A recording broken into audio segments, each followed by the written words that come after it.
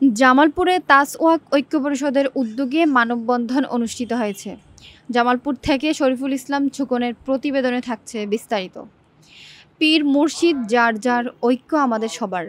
এর প্রতিপাদ্যকে সামনে রেখে আজ দুপুর 12টায় ফৌজদারি মোড়ে আয়োজিত এ কর্মসূচিতে মাজার, খানকা, দরবার ও দরবাহ শরীফের শতভাগ নিরাপত্তা নিশ্চিত করার আহ্বান জানানো হয়।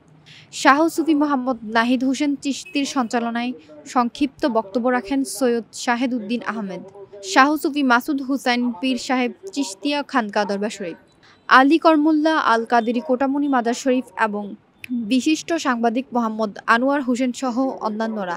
সারা বাংলাদেশে মাজার, খানকা, দরবার, পীরের দরবার, পীরের বাড়িঘর যে সমস্ত ভাবে মানুষ ভাঙচুর করেছে, এই ভাঙচুরের বিরুদ্ধে আমি প্রতিবাদ জানাচ্ছি।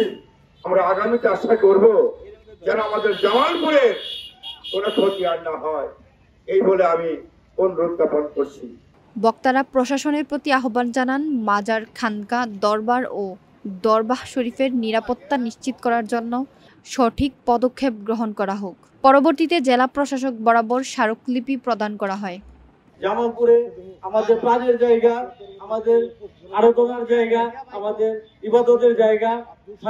খানকা শরীফ, দরগা, মাজারে কোনো ধরনের বিশৃঙ্খলা অদ্যাবধি হয়নি। আমরা আশা করব জামালপুর একটি শান্তিপ্রিয় জায়গা।